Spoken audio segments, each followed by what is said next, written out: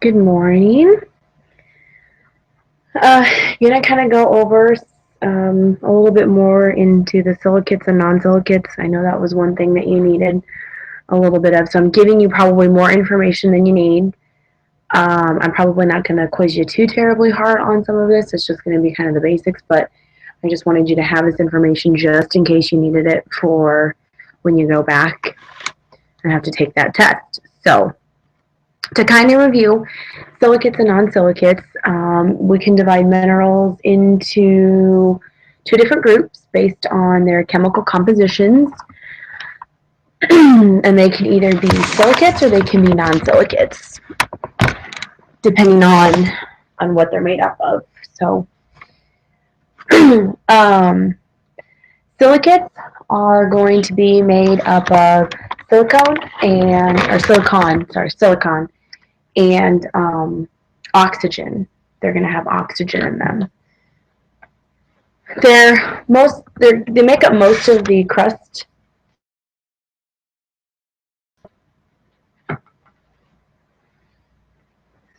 So yeah, most of the stuff that we're going to have is going to be a silicate underground there. So, and these guys can combine with different elements to make other compounds. So they can join with aluminum, they can join with magnesium and iron and that kind of stuff. But I'm fairly certain we've already talked kind of about that. So mine did not change.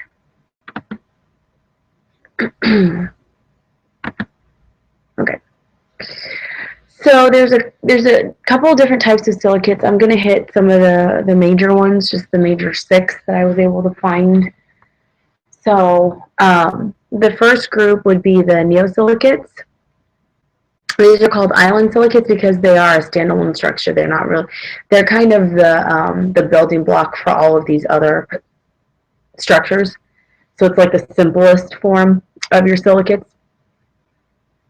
It's called a tetrahedron. Tetra meaning 4, hedron kind of a pyramid shape. So you can kind of see it. It's kind of hard since this is a 2-dimensional picture. It's a 3-dimensional object, but they're trying to show it as a 3-dimensional structure. And so an example of that would be the mineral olivine. Then we've got the sorosilicates. These are called the double island group because you've got the two neosilicates kind of on top of one another. They're sharing that middle molecule there. So it says one corner oxygen. So it doesn't really matter what corner, it could be any one of these 4 oxygen molecules that it's going to share with another tetrahedron. Hermamorphite would be an example, though, of a sorosilicate. The next group would be the cyclosilicates. Cyclo, kind of like a circle or a ring.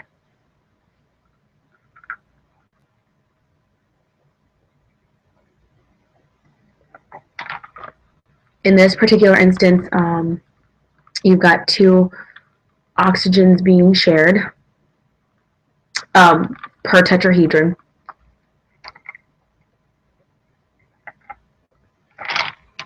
And you're getting a ring structure. So you can see that, like right here, it's sharing this oxygen and that oxygen. So that's a cyclosilicate. An inosilicate is going to be a singular chain.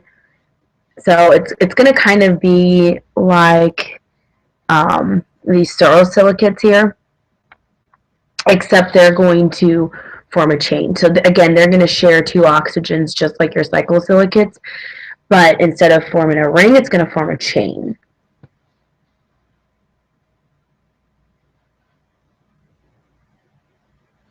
It's called an example could be an orthopyroxene.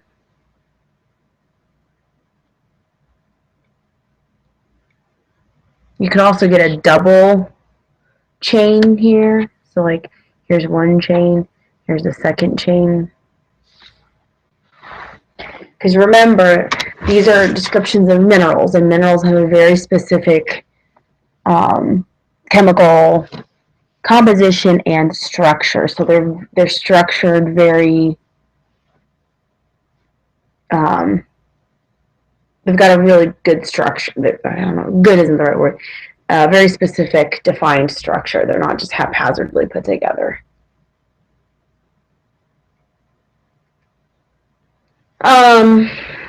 Your last two groups of silicates are going to be the phyllosilicates. The phyllosilicates are called sheet silicates, so they form sheets, or what kind of looks like a sheet. So they kind of remind me like of a sheet of rings of those cyclosilicates, but it's just a sheet. So it's almost, I guess you could say it's like multiple cyclosilicates bonded together. So in this instance, you're going to have 3 oxygens being shared. An example is talc. If you remember from the hardness scale, that's the softest mineral. One of the softest minerals. You can scratch it with your fingernail. The tectosilicates, those are called framework silicates. And in these, it's going to share all 4 oxygens with another tetrahedron. And the example for this one is quartz. Same kind of stuff that you find in stone countertops, like granite or quartz countertops, for example. So, amazing, huh? Quartz countertops have quartz in them. Okay, there's not as much information on non-silicates, but we'll go ahead and go over those. Remember, these don't contain the oxygen and silicon grouping, so they're going to be maybe about 10% of the Earth's crust, so very, very low amounts of non-silicates in our crust. Okay, you've got we've got 6 groups here. You've got the native elements. So these are going to be some of the metals that you might find in the ground. So silver and copper and gold, those precious metals. Those are minerals, and they're non-silicates. They don't have the oxygen and the silicon because they're silver, copper, and gold. You've also got oxides. So oxygen is going to combine with a metal. So again, no silicon. Hematite is going to be an example of an oxide. Then you've got some carbonates, which would be another type of non-silicate. They're going to have carbon and oxygen. So they do have oxygen, but it's not going to be combined with the silicon, so it can't be a silicate. Calcite. So, and calcite is one of the main components of limestone, which is our state rock here in Missouri. And so if you put, it's very reactive with acid. So anything with calcite, you put a few drops of acid on it, it's going to bubble, so, and give off those air bubbles. So, okay, last grouping here. You got your sulfates, which are going to have sulfur and oxygen. So again, still going to have oxygen, but it's not going to be bonded to that silicon. And gypsum is going to be an example of a mineral that's a sulfate.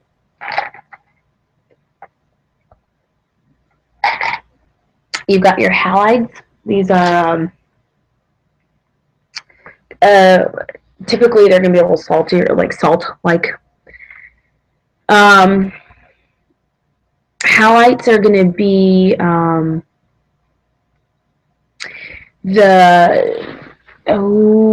it's these, I believe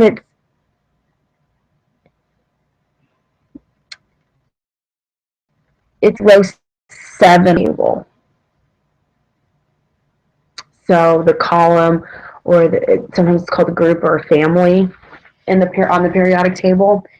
So it's going to be things like chlorine, fluorine, and they're going to bond with the alkali earth metals. Those are going to be all of those elements in the first column of the periodic table, like sodium,